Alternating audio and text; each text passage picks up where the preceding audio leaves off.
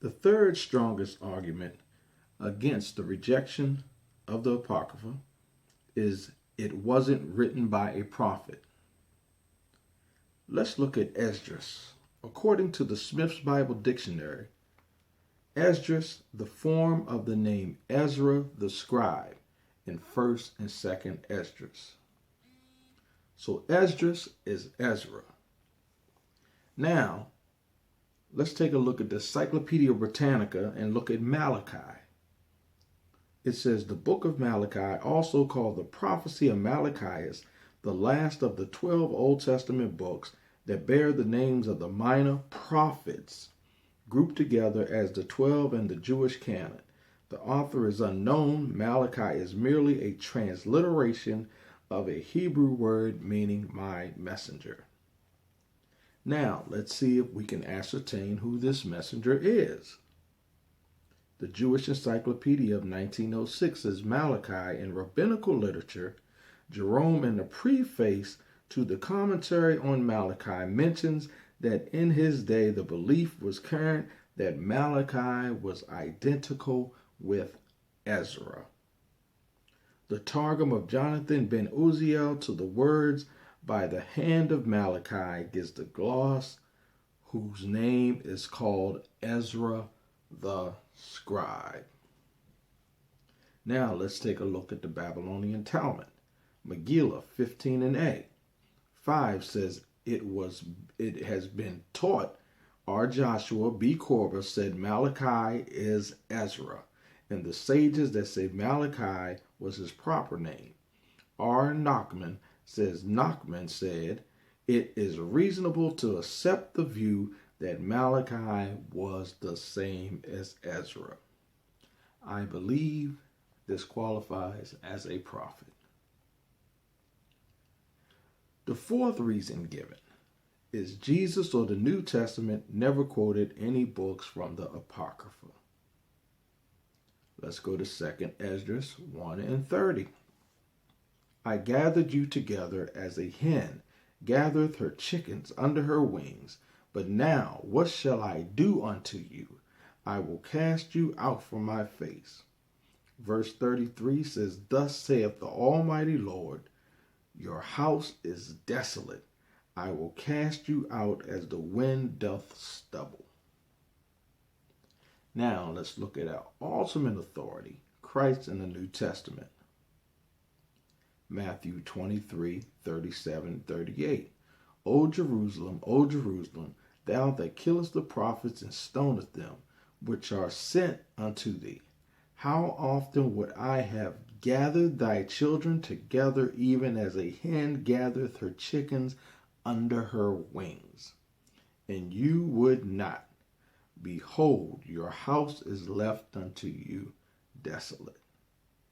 So not only does the New Testament quote the Apocrypha, but we have Christ himself quoting the Apocrypha.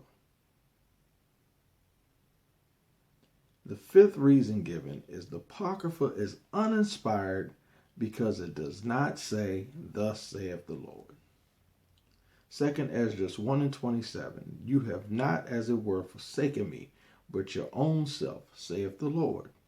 2nd Esdras 15 and 24, Woe to them that sin and keep not the commandments, saith the Lord. 2nd Esdras 16 and 48, The more will I be angry with them for their sins, saith the Lord. And I know that somebody will declare, well, it didn't say thus. But let's take a look at Jeremiah 30 and 3. For lo, the days come, saith the Lord, that I will bring again the captivity of my people Israel and Judah, saith the Lord, and I will cause them to return to the land that I gave to their fathers, and they shall possess it. And let's look at Hebrews 10 and 30 in the New Testament. For we know him that said, Vengeance belongeth unto me, I will recompense, saith the Lord, and again the Lord shall judge his people. These passages also does not include the phrase thus. But because I am charged to prove all things, 2nd Esdras 1 and 12, Speak thou therefore unto them, saying, Thus saith the Lord, I led you through the sea, and in the beginning gave you a large and safe passage. I gave you Moses for a leader, and Aaron for a priest. So, if you're wondering why we're sticking in Esdras so much, it's because Esdras was summarily harmonized with the final conclusion. Now, the sixth reason given is the Jews rejected the Apocrypha. Although this is presented as a strong argument, I find it to be a blanket statement and one of the weakest arguments. The Essenes included the Apocrypha text in the Dead Sea Scrolls. Essenes are Jews. So again, I ask which Jews? Noting the furious debates between the Pharisees and the Sadducees over the resurrections and the Nazarenes and the Ebionites, disagreements over the incarnations, it is hard to make a blanket statement and believe that all of these religious leaders came together and rejected the Apocrypha. So, that kind of sounds ridiculous. Now, what could be grievous about the Apocrypha that will make the Pharisees and religious leaders reject it? How about a messianic prophecy that reveals Yeshua, the Messiah, or Jesus Christ? Wisdom of Solomon 2:12-20. Therefore let us lie in wait for the righteous, because he is not for our turn, and he is clean, contrary to our doings. He upbraideth us with our offending the law, and objective to our infamy, the transgression of our education. He professeth to have knowledge of God, and calleth himself the child of the Lord. He was made to reprove our thoughts. He is grievous unto us, even to behold. For his life is not like other men's. His ways are another fashion. We are esteemed of him as counterfeits. He abstaineth from our ways as from filthiness. He pronounceth the end of the just to be blessed, and maketh his boast that God is his Father. Let us see if his words be true. Let us prove what shall happen in the end of him. For if the just man be the Son of God, he will help him and deliver him from the hand of his enemies. Let us examine him with despitefulness and torture, that we may know his meekness and prove his patience. Let us condemn him with a shameful death, for by his own saying he shall be respected. This messianic prophecy that foretells the events of the crucifixion. Matthew 27:30-43.